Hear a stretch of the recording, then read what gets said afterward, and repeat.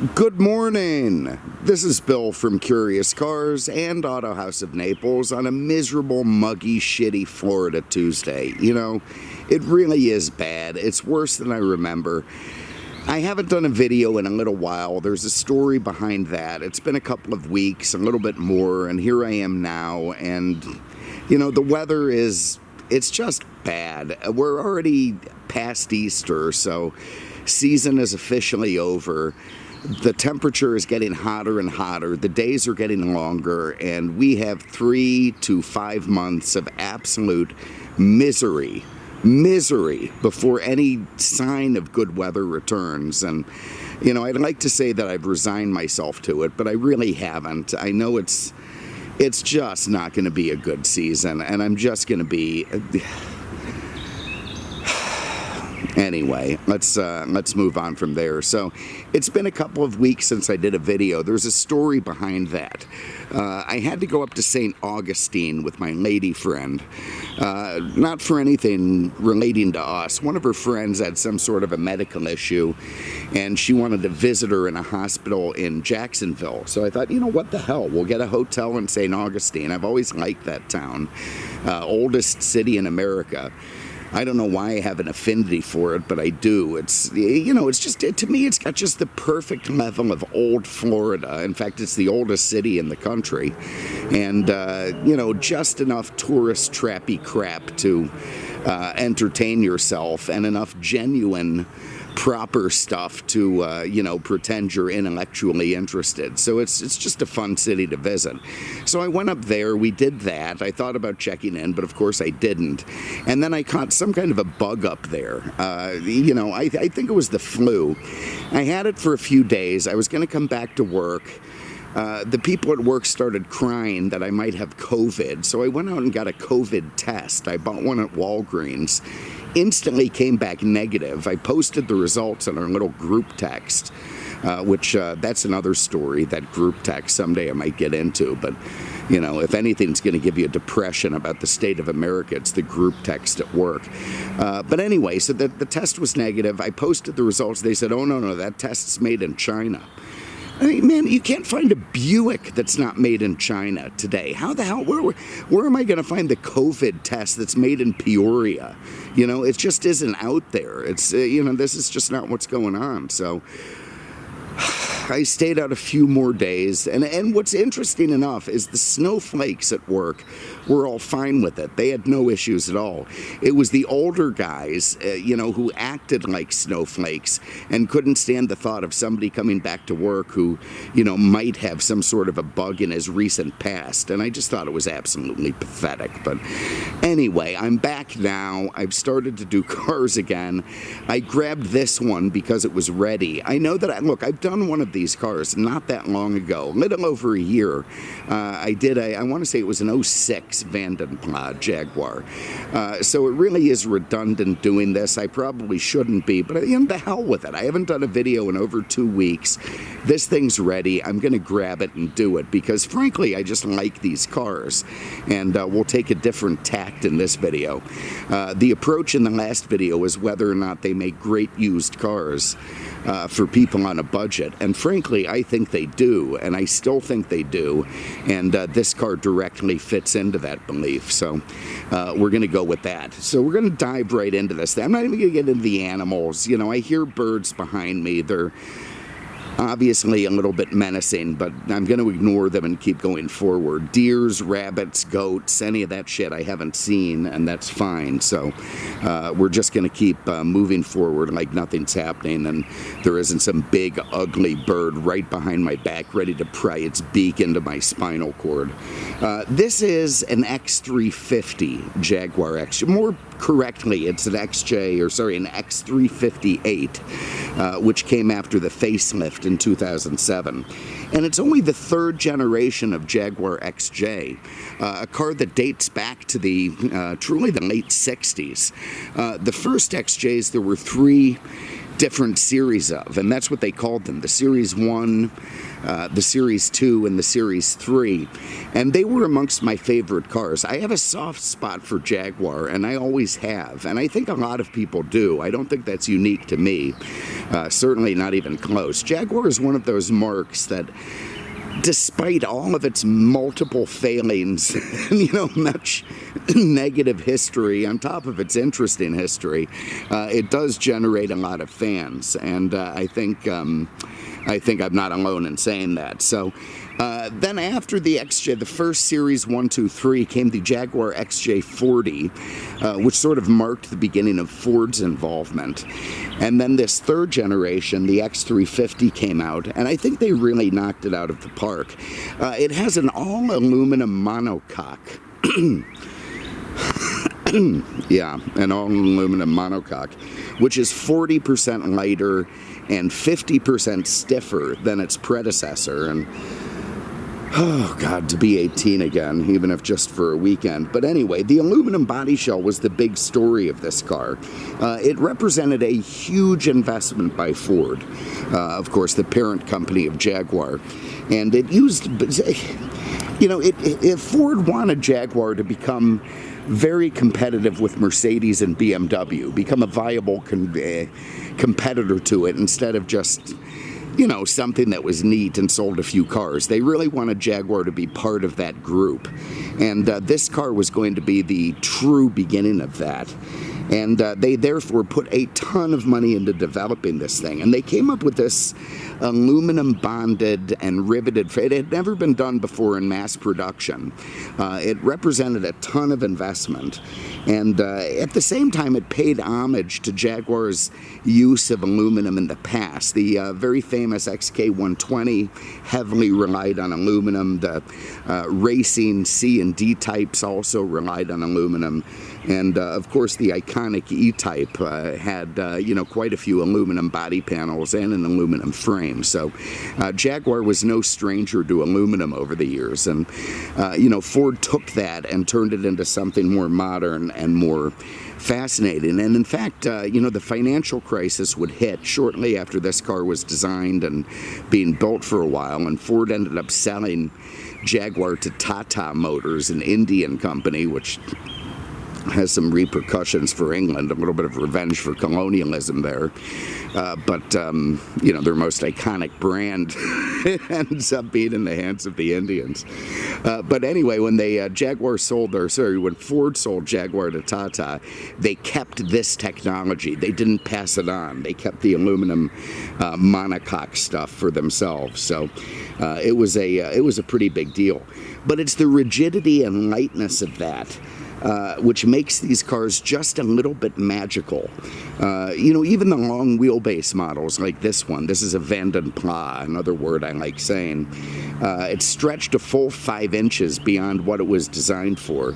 And yet at the same time, it still feels pretty responsive and light and nimble and smooth, and it just does a much better job of feeling like a driver's car than its big, heavy, and humorless German competitors. And I think that's been, that was certainly the magic of this particular Jaguar, and I think it sort of continued on after that, but certainly not with the same lovely styling that this car has. I would argue that this is the true last classically styled Jaguar that really harkens and pays homage to Jaguars of the past, and it really looks like what a Jaguar is supposed to look like, which Jaguar fell victim to that for many years. They became a little bit of a caricature of themselves, but I think this car hit it just exactly right. But because they're light, the lower horsepower that it had really didn't hurt it in terms of performance competitiveness. It still ran and handled and accelerated, as well as its German competitors. And they just don't have anything approaching the feel of the suspension that this car does. It did have steel subframes front and rear, so they couldn't get away without using that, but they remedied that steel use there by using other, like it's got magnesium seat frames and other things that were really meant to keep weight down. And all of that came together to make a pretty cool car, in my estimation. So, look, all in all, I'd say it's a very classically styled car. When it was made, a lot of people argued that it was aging. It looked old. It didn't look like what was going on at the time. It harkened too much to the past, but I think that was fine. And I think that's part of what contributes to the way that it looks today. I mean, rolling down the street, this car still has an impact. And that means something. When you compare it against the same year BMW and Mercedes, you know, they look fine. The Mercedes S-Class looks a little bit like an RX-7. The 7 Series, well, it just looks like its own thing. But this Jaguar harkens to its past in a way that those cars don't. And I think it's given it a step up in terms of the sort of its classic and vintage cred today, and maybe even hastened its collectability. I would argue that this is a car that's going to become somewhat collectible. But look, before we get into this car, this is going to be a fairly quick take, because again, I'm going to link to the 40-odd minute video I did of the last one that I had of these. So we're just going to dive into this thing. I thought it would be fun to do the events of 2008, because usually I don't... You know, we do a 77 model, and it's fun. It's, you know, you go back in time. Oh, wait, nobody really wants to relive at this point. But I thought, what the hell, let's give it a shot. Let's see what we got. We'll do a quick recap of what was going on when this particular cat was prowling the streets and transporting paunchy middle-aged guys to country clubs, strip clubs, and casinos across the land. So the biggest news in '08 was probably the impending and happening financial crisis. If you remember, how could anyone forget at this point, the housing bubble was exploding. GM would report the largest loss that any car company had ever had in 2007. I mean, everything was absolutely imploding in the financial world, and it was starting to become a real problem. The housing bubble had popped. A lot of regular folks paid the price, while the too big to fail banks and financial institutions ran for cover and got financial help from the government. I sound like Bernie Sanders there, but I mean, it is kind of the accurate truth. It wasn't really the big banks that suffered as much as the little guy through all of this. And of course, automakers were in the same boat, so much so that they had to go grovel before Congress to try and get bailout cash. Ford claimed themselves to be an exception. You know, they ran ads saying we're not Government Motors. They said we didn't accept any of the TARP funds, and that is true. The Toxic Asset Relief Program, the bailout funds, they didn't. GM and Chrysler did. Ford did not, but it was absolutely rubbish. The government wanted electric cars. Congress, that was their big thing. They wanted to, you know, modernize and enrich their friends in the green car industry. So Ford alone agreed to take on the government's rush to electric cars.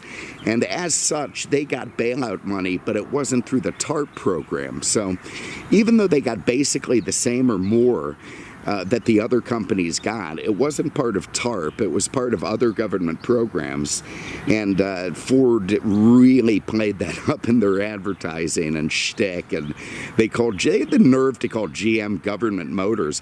Ford Credit took $16 billion off the government, and through other programs they took $6 billion. So they certainly got plenty of bailout cash, but they kind of pretended that they didn't. And on top of all that electric car horse shit, Congress actually forced them to sell their private jets.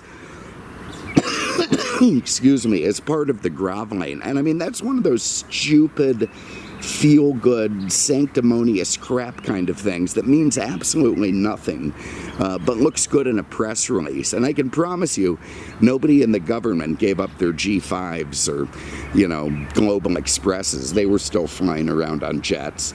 And then, of course, the next year, Obama's Cash for Clunker crap would come out, which absolutely just boosted the Korean car industry, ruined a lot of nice old cars, and made good, cheap transportation something that was hard to find for the poorest Americans. So, oh God, 08, 09, 10, these were just not good years for for government meddling in private affairs. It just all went south.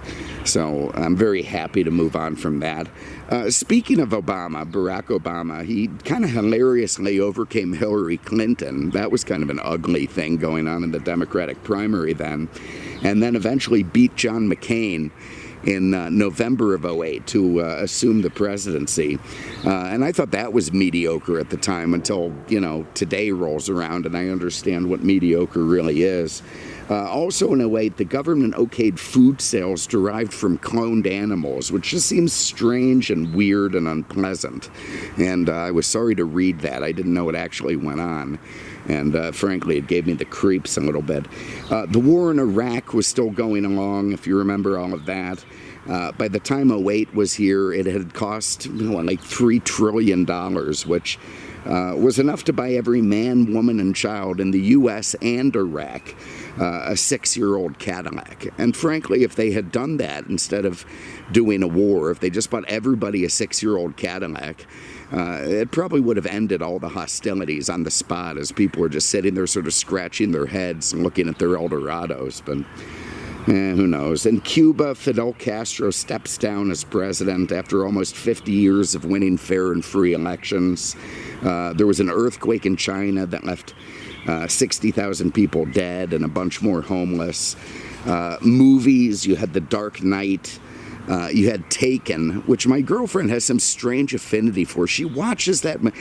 I have had to watch Taken like 6 times. I have no idea. And it's the strangest movie. You've got Liam Neeson, who's like 112, and this is before you get into like the later Takens, which she also watches. You've got his daughter in the movie, who's supposed to be like 16 but looks 30. I mean, she's got crow's feet around her eyes, and somehow she's supposed to be a 16-year-old. And of course, you've got Famke, what's her name, who has man hands, and it's a strange movie, and I've had to watch it too many times. You also had Gran Torino, which was a movie I liked. With Clint Eastwood in a classic car.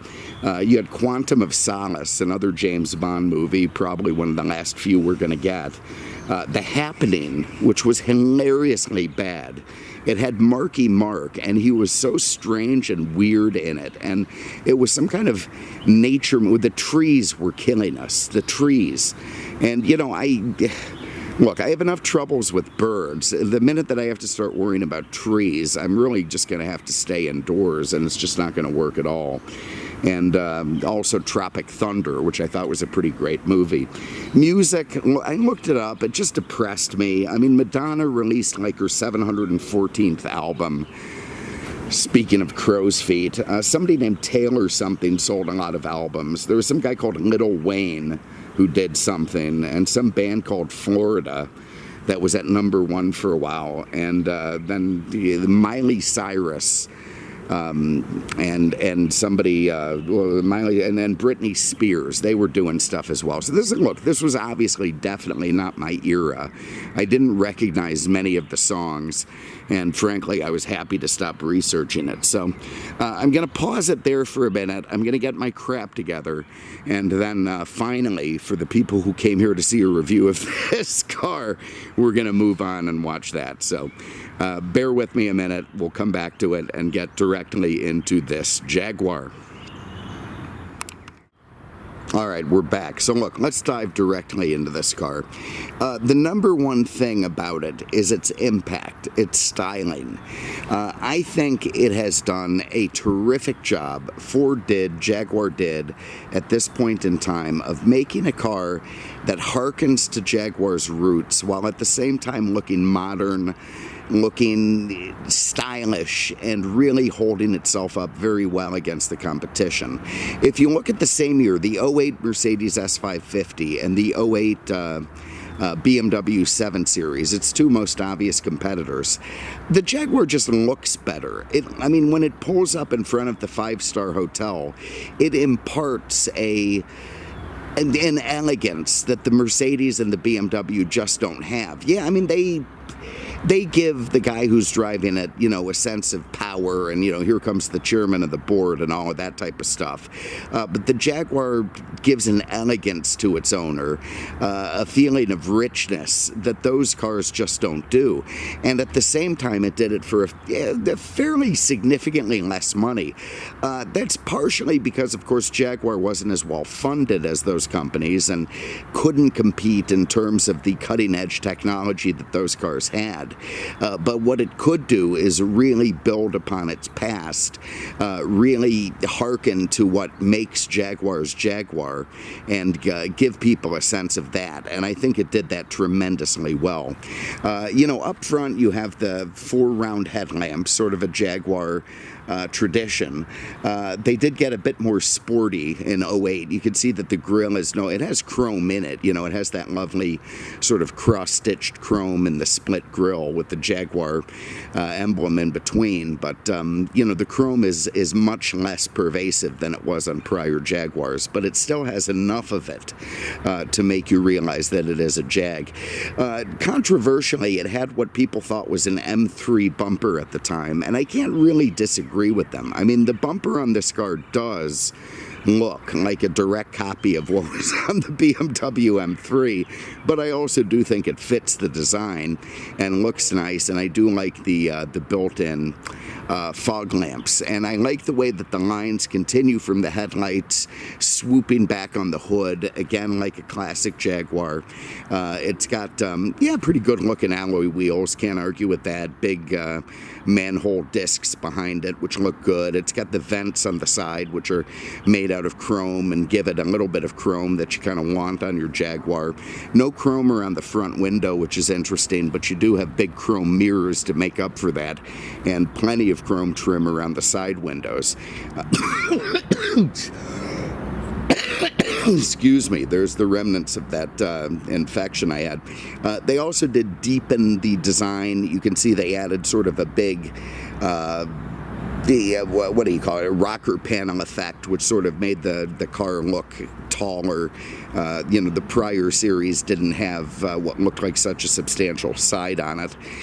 You look at the length of that rear door, again, this one being the Vanden Plas, which means it's the long wheelbase, and you can just see they've put 5 inches only in the rear compartment from the rear door back, and it's enormous. I mean, that is one big-ass rear door. It's got lovely haunches going back into the rear, not as pronounced as earlier Jaguars, but pronounced enough. A very elegant and light D-pillar at the back, which helps with visibility. A nicely rounded rear windshield. You've got a hint of a rear spoiler, which is interesting. And again, part of these cars had to be fairly sporty. You've got a big, deep rear bumper with twice pipes at the bottom. Looks very nice. You've got a chrome swoop between the two, classically angled Jaguar taillights that has the Jaguar logo on it, and of course the Vanden Plas. You also see the sensors in the bumper because it of course had all that stuff, and I just think all in all it looks like a tremendously handsome car that imparts class. You feel like Prince Charles when you pull up in this thing somewhere, and that is what Jaguar gave you for a lot less money than you would have put in a comparative 7 Series or S-Class. So, all right, let's have a look inside the trunk. You can see those LED taillights look pretty good. There's a little underneath button here somewhere, if I can find the friggin' thing. There it is. Okay. So you have a nice deep trunk, even if it is a little bit shallow. But also it does, the area between the taillights lifts up, so you don't have to lug your luggage over the top of a big high threshold. So it's nice enough. And it's well finished as well. And I mean, a very, very nice carpet in here. You open that, you have your DVD drive for the nav. You got a little spot to put some narcotics, hide them from a state trooper. You've got little things you can strap your children down with, those little hooks you can run, zip ties to, or you know, whatever else to keep them strapped down. You lift up this guy here, you get into that full-sized spare tire, which runs on a factory alloy. They've got the battery in the back, which of course helps with weight distribution, and everything looking nice and proper back there. So a very nicely finished, proper trunk, befitting a luxury car in this class, and I think it's all terrific. Also has a little suck down Eldorado style. You know, in some ways I think this is modern Eldorado, or at least was in '08. I mean, you know, a lot of these sort of poncy, well-to-do types wouldn't have driven a Cadillac at gunpoint in '08, but honestly, I don't see much difference between an Eldorado and this Jaguar, and they would have driven the Jaguar. Oh, come on. Oh, God, why does everything have to be difficult? Okay, here it is. Here is a 4.2 liter V8. This was an entirely Jaguar development, one of their first V8 engines when it came out in, you know, a few years before this. Puts out about 300 horsepower. It's not incredibly technologically advanced, but it's enough, and the horsepower is enough because the car is so light. It's smooth, it has good linear power, and is just a terrific engine all around. Made to do a 6-speed automatic that's nice and smooth. You've got four-wheel independent suspension. This was kind of interesting. The guy who owned this car was one of those guys who was addicted to servicing it, and I've got a giant big stack of service records. I think he passed away at some point, and then another guy bought it, and then we bought it from that guy, so it's got a little bit of a lineage. He actually had Jaguar convert the car from the CAT system,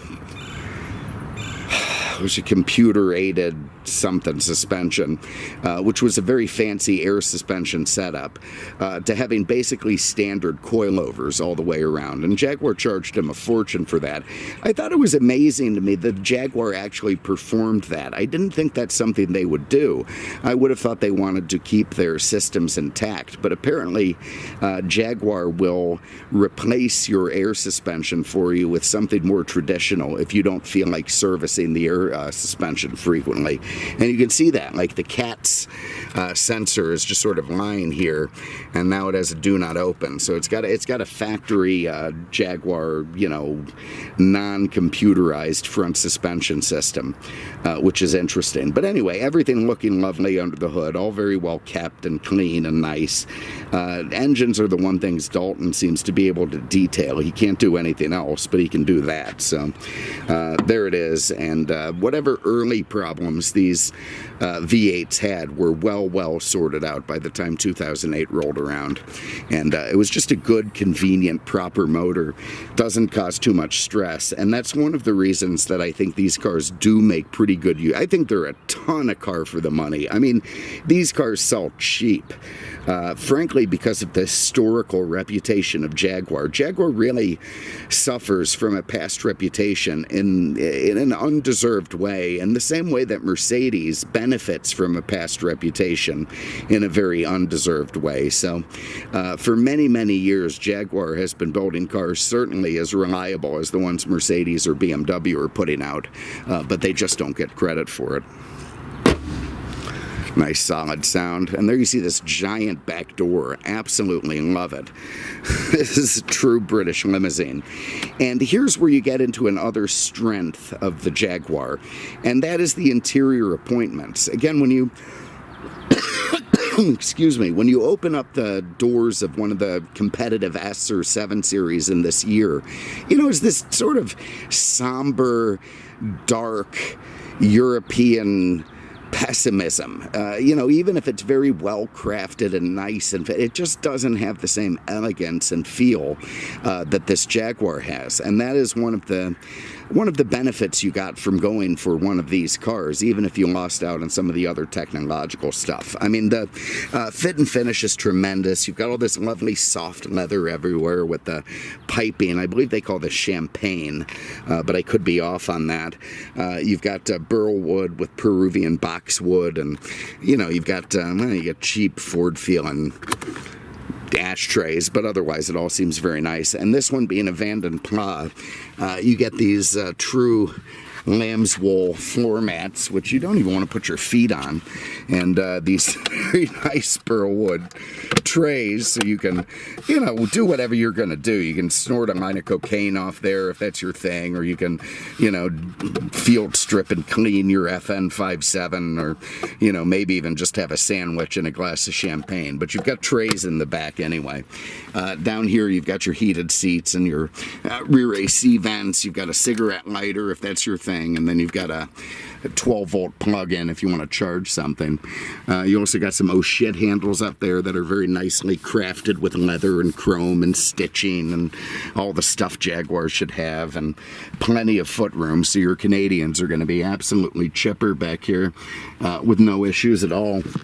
You also get a tremendously well-engineered armrest with, I mean, you got, well, it'd be coins, pens, drugs, cups, guns, you know, whatever it is you need to store in the center console is just not going to be a problem. You got all the room you could use for that.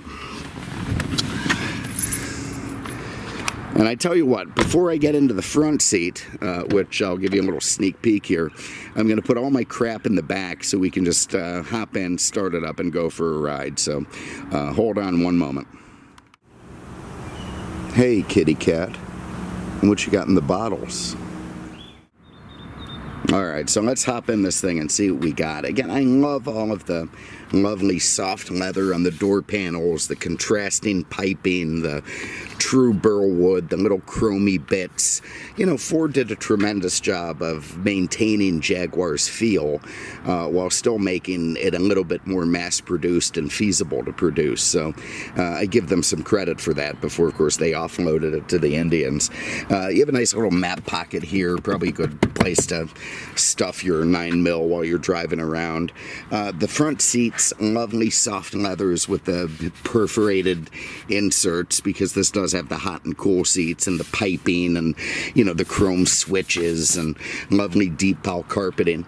Dalton thoughtfully put that dealer protective plastic down over the sheepskin floor mat, so when we pull that off, it's probably going to look like the sheep or the lamb in question had mange. It's probably going to take some of that hair with it, but hopefully not. But anyway, I just love that they kept that going. Those real wool floor mats, I just think is really, really cool. Pretty nice sound when you close the door. Not that solid German thud, but it still feels like quality. Get the seatbelt on. Fire it up. Jaguars do have weird Ford keys. They did for, you know, quite a few years. Don't quite understand them, but yeah, they work fine. There, that V8 fires to life. Very, very nice stuff. Okay, here you can see a very nicely laid out instrument cluster. The gauges are a little bit small, but they're fine, and they've got a nice chrome trim around them. You see you've got a pretty healthy red line, almost 7,000 in this car, which is pretty impressive. Is that true? It's starting to get, yeah, about 6,800. Starting to get, you know, reddish over 6, but it does rev out pretty good, that engine. 170 mile an hour speedo, which is, you know, probably a little ambitious, but cool. You can see this one has 105 on the clock. I mean, it's got a ton of miles. Makes it cheap, but you'd never know it. I mean, the way you'd... The car, if the car showed 30,000 miles, you'd believe it. You got a fuel gauge there, a temp gauge there. You got a little driver's pack over here that gives you your metric conversion, your trip odometer, front and rear fog lights. You can make it the valet setting, so your valet isn't going to brutalize your car. Trunk release, gas release, dimmer, folding mirrors, the power windows, memory seats, nice stuff. Over here you've got the absolutely essential analog clock that any luxury car has to have in this expanse of beautiful burl wood. And being a Vanden Plas, some kind of double-stitched leather up here on the dash. And of course you've got your passenger side airbag. I'm not a big fan of push-button glove box releases, but yeah, there you go. And in there, a nice set of books. Here you've got something that Jaguar came under fire for at the time, and that was their technology, because of course BMW had the iDrive shit and Mercedes had the command shit, which was all a lot more modern. You know, this was more of a early 2000s than late 2000s in the Jaguar, but it was touchscreen and it was easy to use, and it befitted, you know, a lot of older guys were probably very appreciative that they didn't have to, you know, go to a college course to learn how to change their radio stations. Up here you've got your cool seats, which are nice. I'm going to get some climate control going. Let's see if I can do that. Move this down. These cool seats make a lot. I mean, they're really trying to blast some air on your balls, which is nice stuff. There's some high fan. Turn that down a little bit. But anyway, it's all very nice. It actually reminds me of an earlier Lexus. You've got your nav. You can get into your menus and system setups. You've got Bluetooth, which, what do we have? Talking heads. That's great stuff. Perfect for this. That's more my era of music, that's for sure. You've got your climate control here with an LCD screen. You've got your in-dash CD, the changer somewhere. This is a single disc. You got AM, FM. You know, all very lovely stuff. You've got Jaguar's classic J-gated shifter. Nice homage to that with the burl wood. You've got a standard sport, whatever setting, traction control setting here. And of course, 6-speed automatic and an electric parking brake, which I'm not a big fan of. You can also slide this center console back and forth. If you do that, you get your cup holders. Then you open it up and you get a nice little place to put your Walther PPK. Lovely.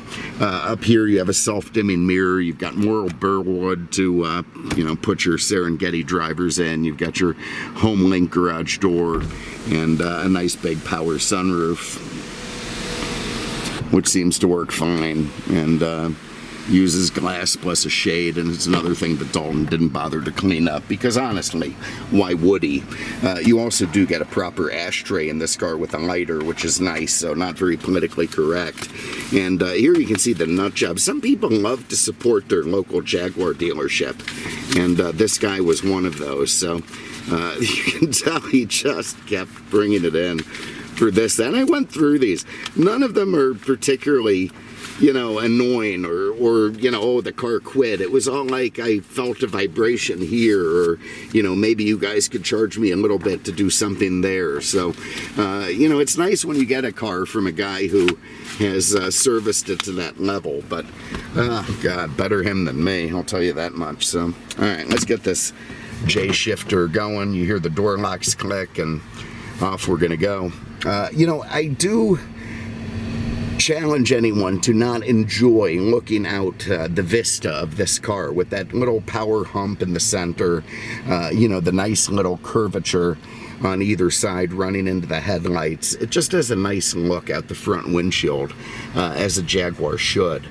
You've got this wood and leather steering wheel that's got, you know, multi-function crap in it for your cruise control. Here you've got that automatic speed limiter, which is a big deal in Europe, or certainly in England, you know, because you get these they've got robotic ticket givers. You know, you drive by at a certain speed and you get, you know, a ticket in the mail. So this will help you not go over a certain speed. You get your hazards, you got your climate seats for the other side, and you know, the technology in this car was not terrible. Certainly not up to Mercedes levels, but not terrible. And the nice thing for a lot of people is that it was mostly hidden. It just did its thing without you needing to be a part of it. And what Jaguar gave you was all that you needed to have a nice driving experience. And I think that's why a lot of guys really like these cars. They were just simple to own and operate. You felt elegant and lovely, and, you know, everything went good. God, there's that sun. I tell you what, I'm going to pause it and then pick it up again at the end of the street. The thing's blinding me.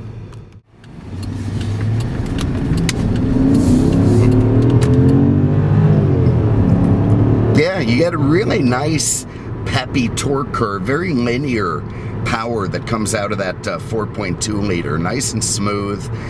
Nice sound out the pipes, I have to say. Sounds very sporty when you get on it. And of course, Jaguar's heritage and lineage is based on the cars being somewhat sporty. You know, that was always the company's goal, and this car does keep to that. And of course, a big part of that is using that Lotus formula of lightness. You lovely kick down. By virtue of being that much lighter than the Benz and the BMW, it just feels more nimble. It just has a really nice feeling to it. Even the long wheelbase cars, they made the turn in a little more pronounced. This actually has a pretty good turning radius with it. The steering is nice and responsive. The wheels feel good. The wheel does, you get grip it easier in the wood at the 10 and 2. The brakes, pedals a little bit touchy maybe, but still feels nice and sporty and not clunky. And there's no reason at all to shift the car manually. It does seem to do a pretty good job of figuring out what gear it's in a way that these new 10, 11 speed things can't. I mean, how the hell are they ever going to know what gear they're in? I mean, 6 is really enough in my mind. The suspension just soaks up the bumps beautifully. It is a fantastic, I mean, it's like if Lexus and their luxury cars were a little bit more sporty, they would feel like a Jaguar. And to me, that's borderline perfect. Because again, the S-Class has sort of a big, solid, sturdy feel that takes away some of the driver involvement, whereas the Jaguar gives you enough to feel like you're actually operating the car and that you have a connection with it in the way you might any sports car. And this is a big sucker. It's a big car, and you still can drive it sporty. It has a nice and low seating position. The seats are supportive. They're comfortable. I've got, the cool seats blowing up my rump and, whatnot, feeling pretty good. And it just goes where you point it. Even a small movement in the steering wheel, you can feel it. It drives nice. It drives like a nice sporty sedan, which is of course what it purports to be. And I think that's a big reason that these cars offered a pretty cool, viable alternative to the German, Q ships that were more elegant, more classy, and I'm not going to say better because they're not, but they're certainly different. And they just gave you something that the Audis and BMWs and Mercedes just didn't have. And at the same time, they gave you something that those cars didn't have when you pulled up somewhere. They looked great. They looked imposing. They, showed their owner to be a pretty cool, well-heeled, successful cat. But pulling up in one of these things, you could be James Bond. It's just a whole second level of elegance that you didn't get from those cars. So look, I'm not going to bore everyone with the bumper-to-bumper driving. This is irritating as hell. I think we're going to get on the interstate, and I'll give you a little taste of driving on the way, but that's it. I'm going to have some more stuff coming up. We're back into the videos. I'm sorry for the big delay, for the big pause, and we'll see what we can get going. So really appreciate you having a look today. This is an 08 Jaguar XJ Vanden Plas. It will be for sale at Autohaus of Naples. If you have an interest, you can give those guys a call, 239-263-8500, on the web at autohausnaples.com. As always, thank you so much for having a look. Really appreciate anyone who's watching these things and still with us and still going. And hopefully we have some more fun stuff cooking. So thanks again, and we will see you with the next one. Take care.